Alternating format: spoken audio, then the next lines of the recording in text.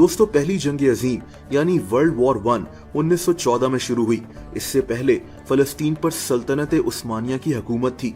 उस वक्त फलस्तीन में तकरीबन 87% मुसलमान रहते थे और सिर्फ 3% यहूदी रहा करते थे। ये वो वक्त था जब फलस्तीन में मुसलमान, यहूदी, ईसाई सब मिलजुल कर रहते थे। लेकिन फिर पहली जंग अजीम शुरू हो गई। 1918 में ये जंग खत्म हुई और इसके बाद बरतानिया ने फलस्तीन का कंट्रोल संभाल लिया। दोस्तों यही वो वक्त था जब फलस्तीन में यहूदियों की तादाद बढ़ना शुरू हो गई। 1920 से 1938 तक फलस्तीन में 3,20,000 यहूदी आकर बस चुके थे। ये सारे यहूदी यूरोप से फलस्तीन आ रहे थे। इनका प्लान यहूदियों के लिए एक अलहदा स्टेट बनाने का था। दोस्तों ये लोग फलस्तीन में ज़रूरी ज़मीनें खरीदना शुरू हो गए।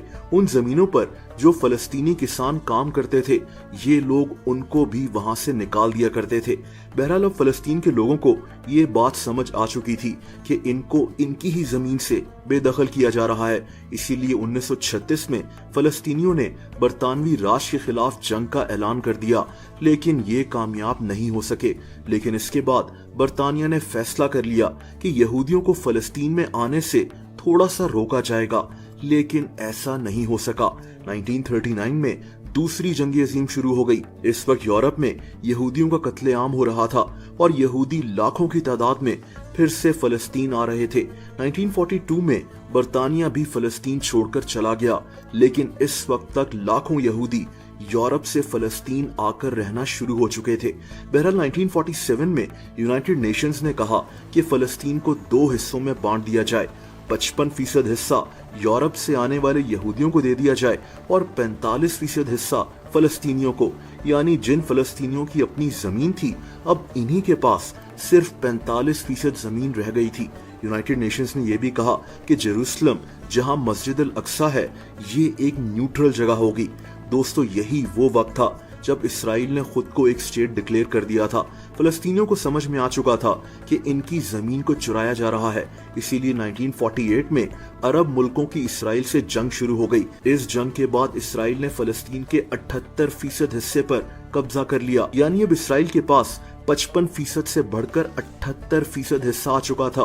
1967 में इसराइल और अरब मुल्कों की फिर से जंग छिड़ गई और अब इसराइल ने फलस्तीन के और भी हिस्सों पर कब्जा कर लिया, जैसा कि गाजा स्ट्रिप और वेस्ट बैंक वगैरह। और इसराइल ने जेरूसलम पर भी कब्जा कर लिया, जो एक न्यूट्रल जगह थी। 1980 में इसराइल ने जेरूसलम को अपना कैपिटल भी बना दिया और जो 4 लाख फलस्तीनी वहां रह रहे थे, उनको सिटीजनशिप से भी महरूम कर दिया। इसके बाद इसराइल जेरूसलम में फलस्तीनियों के घर वगैरह तबाह करना शुरू हो गया। इन्होंने 2 लाख यहूदियों को भी जेरूसलम में बसा दिया है, जो कि जाहिर सी बात है कि गैर कानूनी है। कहानी का खुलासा यह है कि 100 साल पहले फलस्तीन में फलस्तीनी ही रहते थे। लाखों यहूदी यूरोप से इनकी जगह पर आकर बसे। इन्होंने फलस्तीनियों की 55% जमीन पर इसराइल बनाया और फिर आहिस्ता आहिस्ता बाकी की जमीन पर भी कब्जा कर लिया।